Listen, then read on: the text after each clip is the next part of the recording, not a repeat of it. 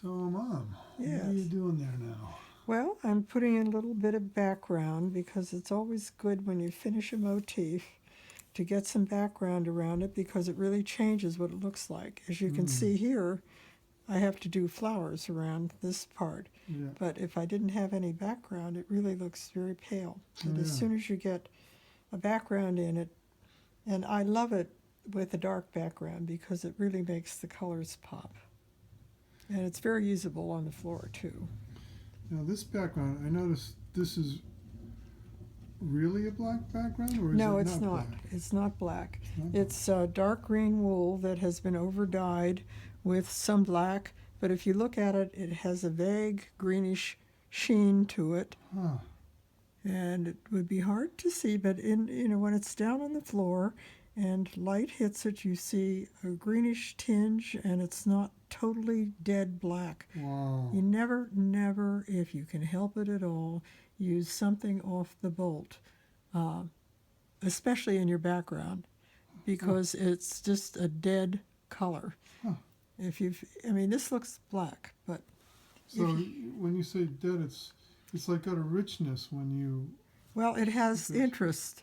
interest. Ah. Yeah, because it's also a spot dye, which means if you look at it closely, you can see some areas are a little bit more greener and others are a little more blacker. So when you're putting it in, it's not a solid Hmm. background. It has some interest to it, Hmm.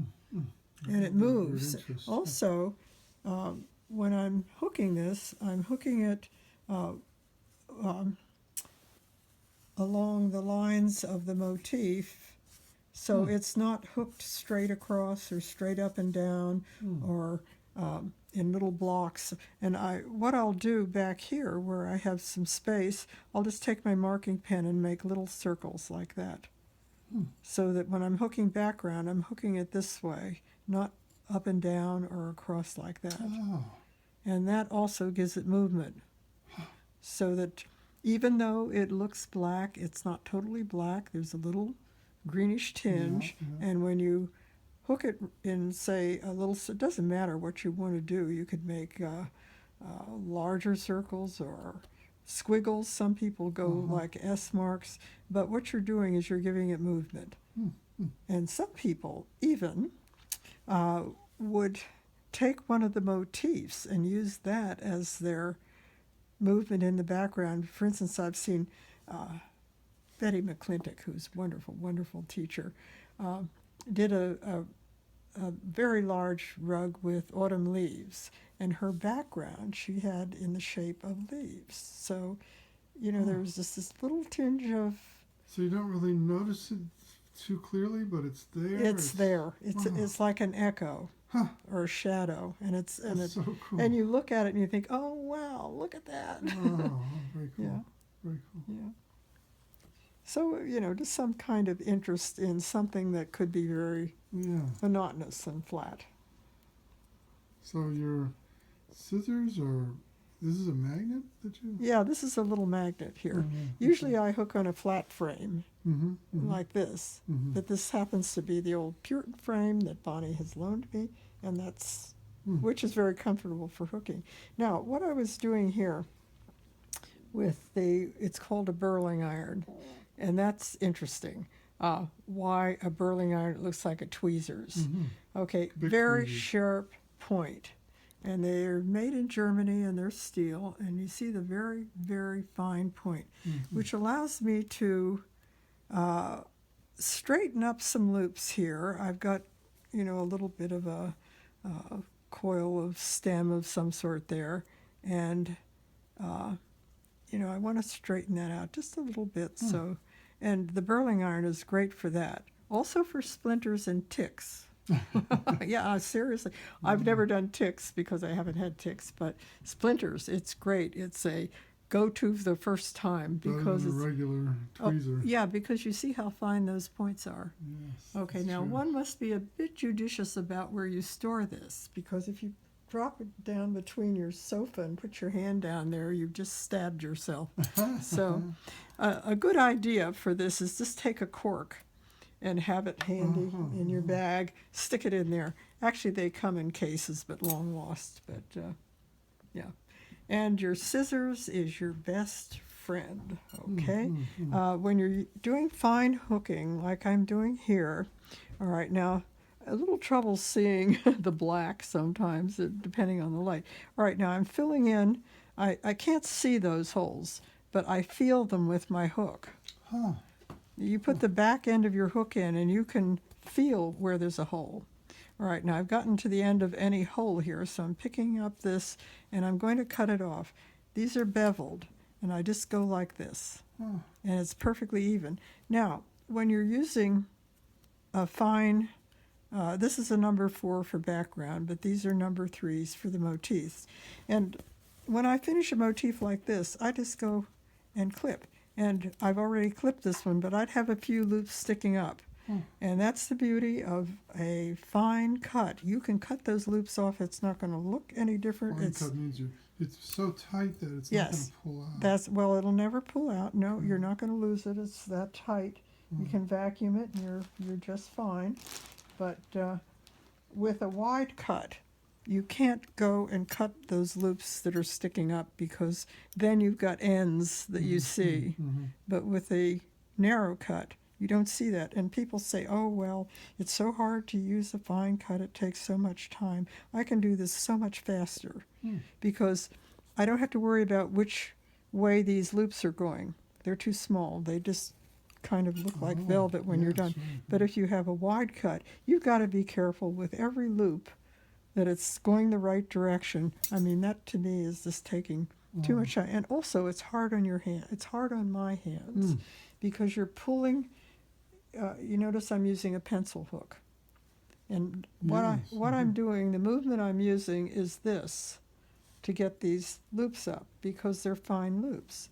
Well, now here I am struggling with one, but these are a little wider than the 3, but still, I'm doing this. If I have a wide cut, I've got to do this. And after I've done wide cuts, and after not too long sitting and doing that, that's tough on your wrists. It is on mine. So, being older now, I find it's very nice not to have to worry about, my wrist hurting and that kind of thing. But, the black background, and I can't see where there's a hole, but I can feel it with my hook.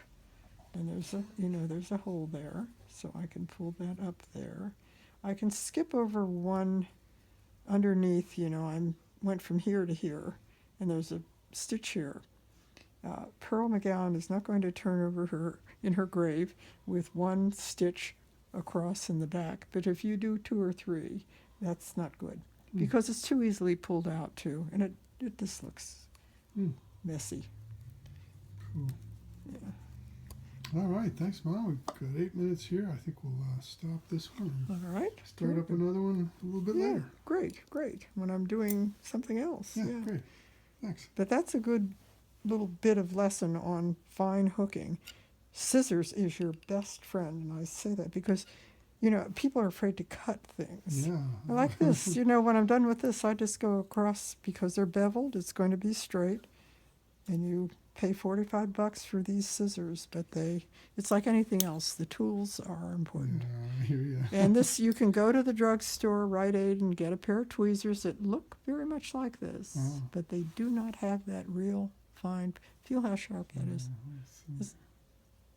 See? Oh my gosh. Yeah, that's what I said. Poke yourself. Yeah, you put those in your hooking bag, and. Oh yeah. Great. But you notice, I've got my nail polish on these because everybody has the same tools. So I always tell my people, somehow mark your tools. Cool. I mean, these are mine. Yeah. Okay. All right. Yeah. Well, that's cool. Because, you're hooking with, say, 5 or 6 people at a big table, and everybody has this. You put your scissors down. And I've, at times, had students walk away with one of my scissors because, you're cleaning up. They think they're scissors. They put it in their bag. But then, I'll call someone. I'm thinking, all right, I was next to her. Or she'll find it. Or somebody will call. But, it's yours. And other people maybe that's put a a cool piece of trick. yarn on this or something. Yeah, very cool. Because they're all ordered from the same place. Ah, so And they they're- all look alike. Yeah, and these are last heard 45, probably more now. Oh, And wow. they will not need to be sharpened as long as I am hooking with wool. 100% wool. If there's any, it's like cutting paper if you've got any other kind of stuff in your wool. That's why it's not always a great idea to buy stuff from Salvation Army, you know, a wool skirt, because they can market 100% wool, but there's two wool marks. One is they both look exactly alike, except one is more solid lines and the other one has some spaces between the little swirly wool mark lines, which means that there's something else there. But they call it wool, 100% wool, but it's not. Cool. So if you're going to go, you get something from Pendleton, Mm-hmm. a Pendleton skirt, or you get something from Woolrich, men's shirts, plaid shirts and stuff. They will be 100%. But anything else, especially now, everything has, you know, some kind of stuff in it that makes it washable and all that. So, which is good, you know. But Oh, I have a great memory. I remember asking you if I could use your scissors to cut something. And you would say, "Don't use my good scissors on paper." yes, yeah. Back my sewing scissors were too very expensive, and yeah. It's funny. So paper dulls them. Oh, but, yeah, But wool yeah. will not. Oh. Well, any fiber, natural fiber, silk, wool, Mm. 100% cotton, you're fine. But when you get into the nylon and the, you know, whatever else they put in it, synthetic, any synthetic fiber, and good test for that. Okay, you go into a store and you take a match with you, and you cut off a little piece and you burn it. And if there's a little bead of something left in those ashes, that's synthetic fiber. They frown on that. But, you know, you also, the other test is to take a little snip. I mean, if you get something at you know, Salvation Army or something, just take a little piece of it and put it in a dish with straight bleach overnight. Everything will disappear but the synthetic fiber. Oh, Yeah. interesting. If it's wool, the wool is gone. And you'll find a little netting of stuff left, and that's synthetic. But it's also very important when you're dyeing wool, because that stuff doesn't take the dye. You know, Interesting. if Yeah, I were yeah, yeah. dyeing for this, you know, I have my 8 values for each one of these, and I bought the wool, say, from Dora Mills, which is made in by Pendleton. It's 100% wool flannel, and it's flannel because it's very tightly woven. And if you get other stuff, it's loosely woven, and it's going to fall apart when you cut it. But anyway, suppose I had dyed this with 100% wool, and then I thought, oh, I need some more. And I have a green that's really like that to dye over, but it has synthetic fiber. It's going to turn out to be a different shade, probably lighter, because part of it's not taking up the dye. Yeah. Okay, thanks, and we'll talk again soon. Okay, all right. My own personal interviewer.